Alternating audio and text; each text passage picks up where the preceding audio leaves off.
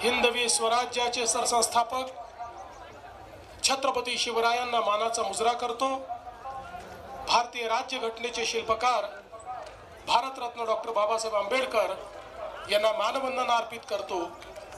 आज छत्रपती शिवाजी महाराजांचा जन्मोत्सव साजरा करण्याकरता मंचावर उपस्थित असलेले आमचे सहकारी राज्याचे उपमुख्यमंत्री माननीय एकनाथराव शिंदेजी, माननीय अजितदादा पवारजी, सांस्कृतिक कार्य मंत्री आशिष शेलारजी, शरददादा सोनवणे, बापूसाहेब पठारे, अतुलदादा बेनके, आशाताई बुचके, सत्यशीलजी शेरकर, विजयजी घोगरे, नवनाथ घाडगे, बाळासाहेब मुळे, जितेंद्र डुडी, सुनील फुलारी, गजानन पाटील, अतुल चव्हाण ज्यांना पुरस्कार मिळाला ते बाळासाहेब दांगट, डॉक्टर अमोल डुमरे, जालिंदर कोरडे, रामभाऊ पाडमोडे, राजाभाऊ पाडमोडे, या ठिकाणी उपस्थित तमाम शिवप्रेमी भगिनी आणि बंधूंनो, आज सर्वप्रथम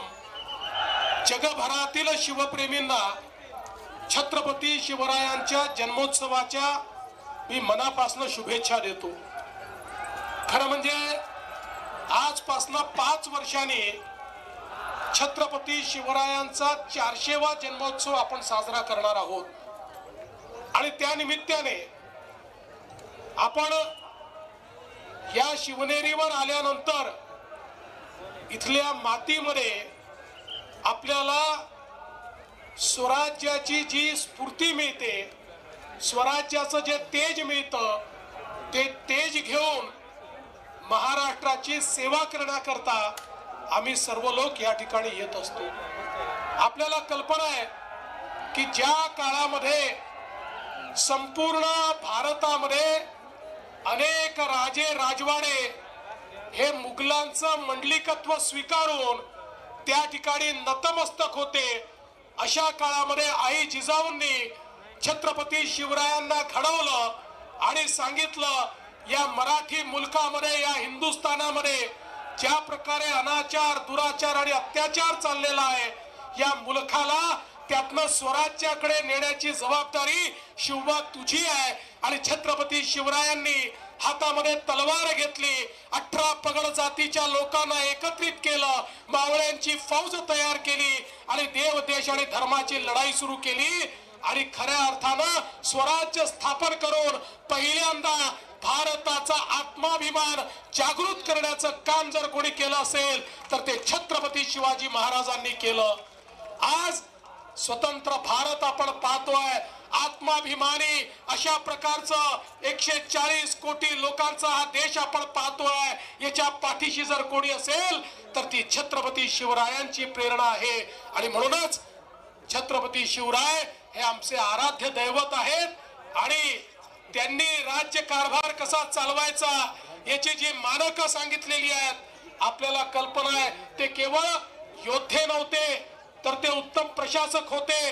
पर्यावरण असेल, जलसंवर्धन असेल, जंगल संवर्धन असेल, या ठिकाणी वेगवेगळ्या प्रकारचं व्यवस्थापन असेल, या सगळ्या व्यवस्थापन शास्त्राचे गुरु हे छत्रपती शिवराय होते आणि म्हणून ते आदर्श राजा होते आणि म्हणून त्यांना जाणता राजा आपण म्हणतो, त्यांना श्रीमंत योगी म्हणतो।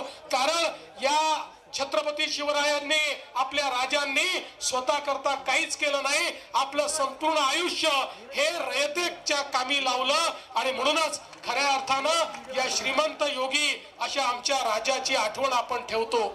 आज या निमित्ताने मी जास्त बोलणार नाही, पण एवढंच सांगतो की छत्रपती शिवरायांचे किल्ले हे आमच्या करता कुठल्याही मंदिरापेक्षा मोठे आहेत आणि म्हणून या किल्ल्यांचं संवर्धन झालं पाहिजे।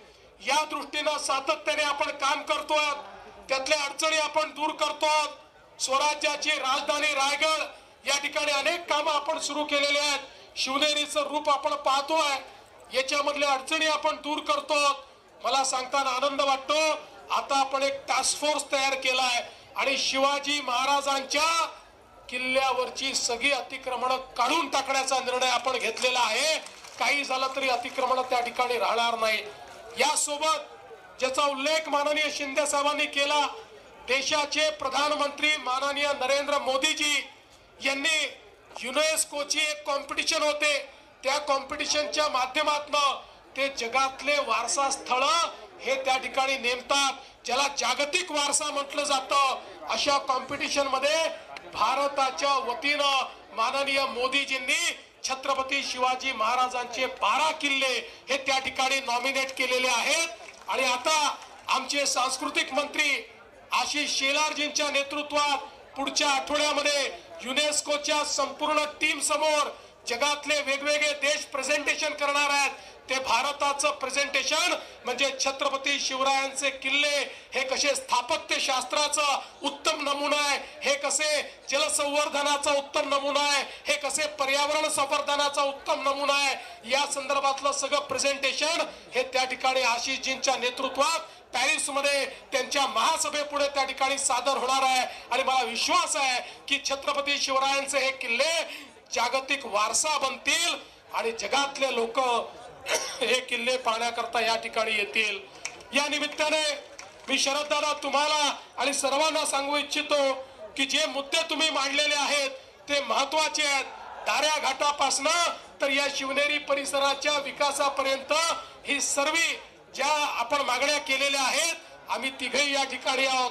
आम्ही तिघही या ठिकाणी शासक नाही आहोत, आम्ही छत्रपतींचे मावळे आहोत, आम्ही सेवक आहोत. त्यामुळे छत्रपतीचे सेवक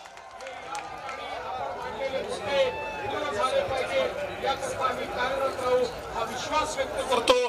पुन्हा एकदा चारही पुरस्कर्त्यांचं मनापासून स्वागत करतो, अभिनंदन करतो आणि संपूर्ण जगातील शिवप्रेमींना छत्रपती शिवरायांच्या जयंतीच्या शुभेच्छा देऊन माझं बोलणं संपवतो. धन्यवाद.